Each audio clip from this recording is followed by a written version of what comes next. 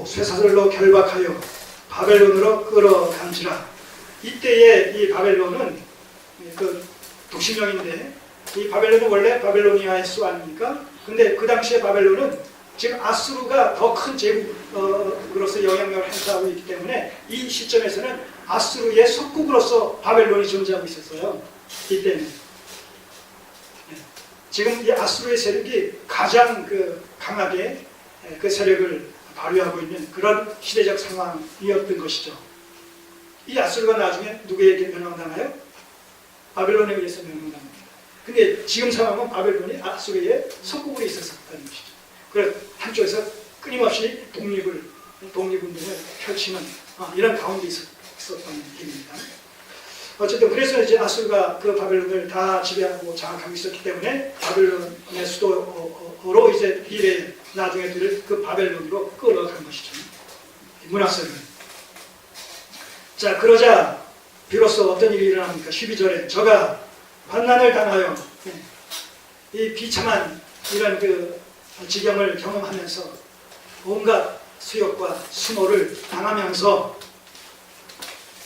비로소 이제 하나님의 얼굴의 도우심을 구하게 된 거죠. 그래서 고난이 유익이 되는 이유가 아니라는 거예요. 성경에서 고난은 결코 부정적으로 사용되어지지 않습니다. 고난을 통해서 우리를 돌아보게 되고, 그래서 교만했던 마음을 낮추기도 하고, 하나님을 떠났던 마음을 하나님께로 돌리기도 하고, 자기의 무력과 무능과 무지함을 깨닫게도 되고, 그래서 고난의 유익이라 이로써 주의 물려를 배우게 됐다라는 시편 기자의 고백이 그런 맥락에서 나온 고백이죠. 그러니까 우리가 고난 앞에서, 시련 앞에서 무조건 주님 나를 여기서 해방되게 해주세요. 이 고난과 이 시련과 이 어려움들이 떠나가게 해주세요. 그러게 되면 그 고난을 통해서 우리에게 주시려고 하는 유익을 우리가 깨닫지 못하고 소유하지 못하게 되어지기 때문에 결과적으로 그 기도는 합당한 기도가 아니라 지극히 이기적이고 자기중심적인 그런 기도가 될 수 있다는 거예요. 참 이 기독교 신앙 속에는 이 역설적인 이런 그 요소들이 참 많죠. 죽고자 하는 자는 살고, 살고자 하는 자는 죽고, 으뜸이 되고자 하는 자는 꼴찌가 되고, 꼴찌가 되고자 하는 자는 으뜸이 되고.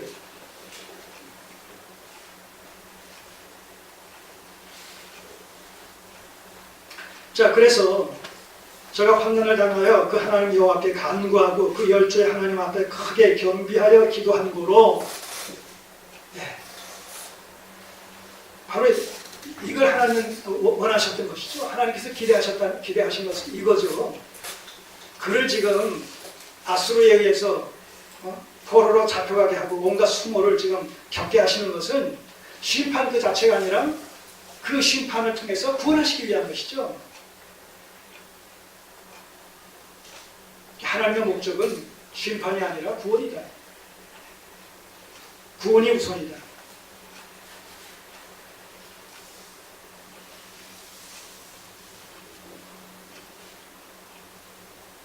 근데 그 구원에 이르게 하기 위해서는 그가 겸손해져야 되는데, 하나님을 바르게 알고 믿어야 되는데, 그러기 위해서는 고난이 그들에게 필요하다는 것이죠. 우리에게 하나의 교훈으로, 훈육으로. 그래서 이런 그 포로로 잡혀간 그런 그 어려운 상황 속에서 비로소 하나님께 간구하고 열주의 하나님 앞에 크게 겸비하여 기도한 거로 하나님께서 그 기도를 받으시며 그 간구를 들으시사 저로 예루살렘에 돌아와서 다시 왕위에 거하게 하시네. 하나님의 은혜가 임하는 거죠. 우리의 회개를 하나님이 기뻐하신 거예요. 우리가 회개하기를 하나님은 기다리시는 거예요. 때때로 우리가 깨닫지 못할 때 그 회개를 촉구하시기 위해서 의도적으로 선의적인 고난을 연단으로 주시기도 하신다는 거예요. 너희가 여러 가지 시험을 만나거든 온전히 기쁘게 여기라. 왜요? 믿음의 시련이 인내를 만들어내는 줄 너희가 아리라. 인내를 온전히 이루라. 그러면 너희가 온전하고 구비하여 조금도 부족함이 없게 하려 하시느니라. 우리 유익을 위해서 고난이 있을 수 있다는 거예요. 선의적인 목적을 가지고. 이렇게 극악무도한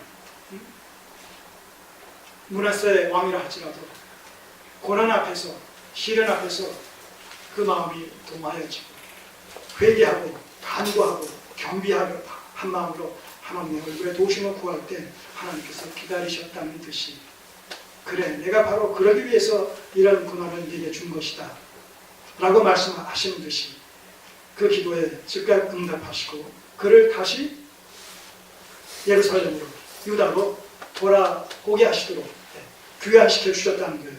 그리고 다시 왕위에 복위시켜 주셨다, 복권시켜 주셨다는 것입니다. 그 므낫세가 그제야 여호와께서 하나님이신 줄을 알았더라. 자, 그러니까 우리가 이런 표현을 통해서 여호와의 신관이라는 것이 얼마나 저급한 상태에 있었는가. 우상과 하나님을 구별하지 못하고 있었다는 거예요. 어떤 것이 진짜고 어떤 것이 가짜인지도 모르고 그저 하나님도 우상 중에 하나, 그 우상이나 하나님이나 그렇기 때문에 별반 다를 것이 없는 것이냐. 그런데 중요한 것은 뭐예요? 하나님은 안 보이잖아요. 근데 우상은 보이잖아요. 자, 그러니까 보이는 것을 믿는 것과 보이지 않는 것을 믿는 것 중에서 타락한 종교성은 어디를 향해서 더 뭔가 그 신앙심을 발동시키겠습니까? 보이는 것을, 로마서 1장 21절 이하의 내용이 그거 아닙니까? 보이는 하나님의 영광을 금수와 버러지와 그 사람의 형상으로 우상을 숭배하듯이 그렇게 바꿔버렸다는 것이죠.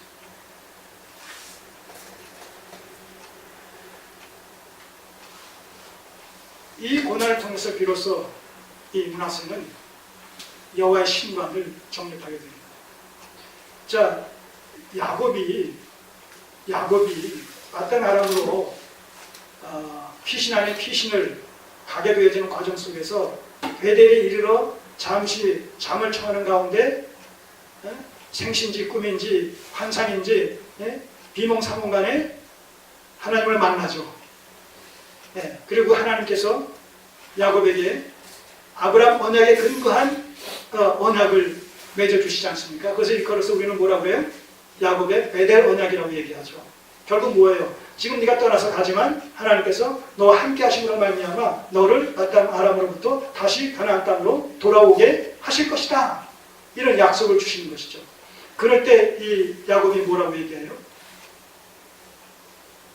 아, 여호와께서 여기 계시는구나. 여기도 계시는 거구나. 이런 고백을 하잖아요. 여호와의 신관에 대해서 뭔가 한 단계 발전하는 그런 그 경험을 거기서 고백하게 되는 것이죠. 뭐냐면 종전까지 야곱의 신관은 지역신 개념이었다는 거예요. 가나안 땅에 거주하면서 가나안 각 족속들이 믿고 있는 신들이 있었잖아요. 근데 그 신들은 어떤 신이냐라고 하면 그 족속들이 믿고 있는 그 족속들이 거주하고 있는 그 지역에 제한돼서 역사하고 활동하는 그런 의미의 신들이었단 말입니다.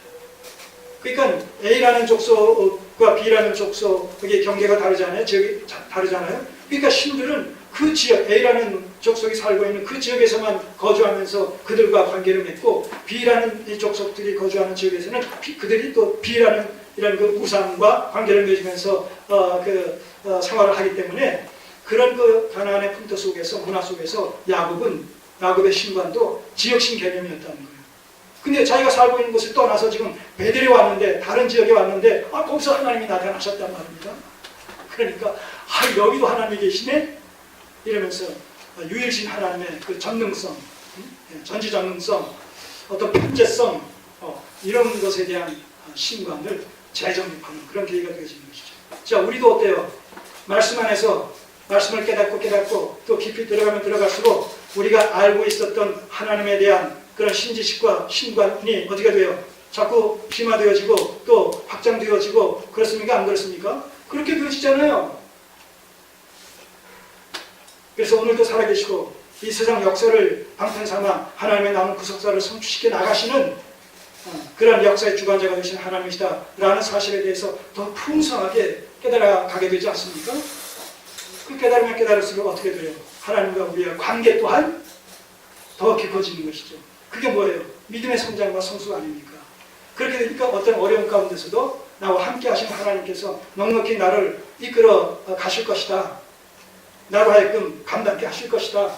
극복하게 하실 것이다 라는 확신을 갖게 되는 것이죠. 왜냐하면 내가 믿는 하나님의 살아계신 하나님과 나와 함께 하시는 임마누엘의 하나님이라는 것을 확신하게 되니까 그분을 향해서 전폭적인 신뢰의 믿음을 갖고 그분을 믿고 의지하고 맡기게 되니까 그런 것이 가능한 것이죠.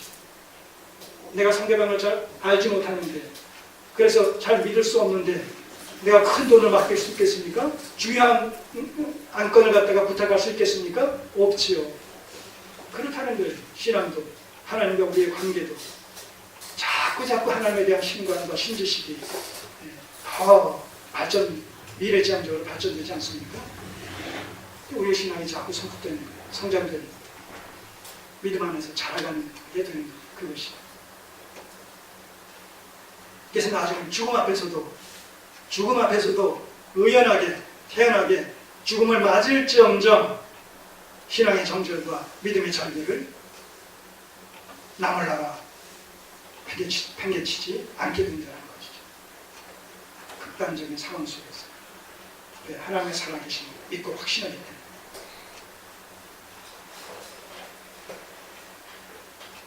때문에 이 고난을 통해서 므낫세의 신앙과 므낫세의 영성은 완전히 180도 바뀌어진 겁니다.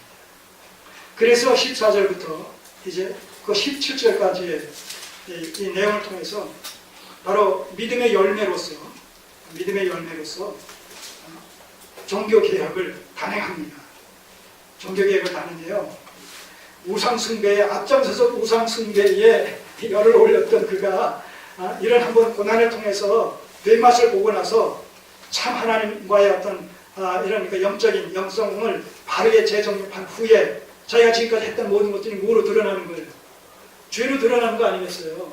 네? 하나님을 적극적으로 대적했던 이런 배도와 배약 행위로 드러나지 않습니까? 그러니까 계속해서 그런 정책을 펼쳐나갈 수 있겠어요? 없죠. 그럴 수 없죠. 여기서 이제 그가 회심한 자로서 하나님과 바른 이런 관계를 맺은 자로서 이제 믿음의 열매로서 종교개혁을 단행하게 되는 거예요. 자, 14절 이후부터 보세요.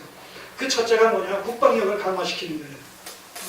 이 아수르가 이제 침략해온 이런 것도 하나의 반면교사로 삼아서 그 후에 다윗성과 기원 서편 골짜기 안에 외성을 쌓되 생산문에 어기까지 이르러서 오배를 둘러 심히 높이 쌓고 성벽을 높이 쌓고 유다의 모든 견고한 성읍에 군대 장관을 두어서 군대를 주둔시키고 이렇게 해서 국방력을 강화시키는 거예요. 그 다음에 15절 이하 이방신들과 여호와의 전에 우상을 제하며 여호와의 전을 건축한 사내와 예루살렘에 쌓은 모든 단을 다 성 밖에 던지고, 이게 중요한 것은 뭐냐면 여기서 유의될 것은 이것을 다 자리를 옮겨서 성전 안에 있던 것을 성전 밖으로, 성 안에 있던 것을 성 밖으로 이렇게 옮겨버렸지만 이것을 회파시키지는 않았다는 거예요. 여기서 우리가 중요한 관점이 그런 의미에서 이때의 므낫세의 종교개혁은 불완전하고 미진한 종교개혁이었다, 이렇게 평가될 수밖에 없다는 거예요. 지도한 것은 좋은데 불완전하고 미진했다. 그러니까 그만큼의 소비의 목적을 달성할 수가 있겠어요, 없겠어요? 없다는 거예요. 그래서 결과가 어떻게 되느냐? 17절 보면 백성이 그 하나님 여호와께만 제사를 드렸으나 오히려 산당에서 제사를 드렸다, 이렇게 결론을 내는 거예요. 자, 그 전에 내용을 보죠. 15절 이방신들과 여호와의 전에 우상을 제하며 여호와의 전을 건축한 사내와 예루살렘에 쌓은 모든 단을 다 성 밖에 던지고 여호와의 단을 중수하고 화목제와 감사제를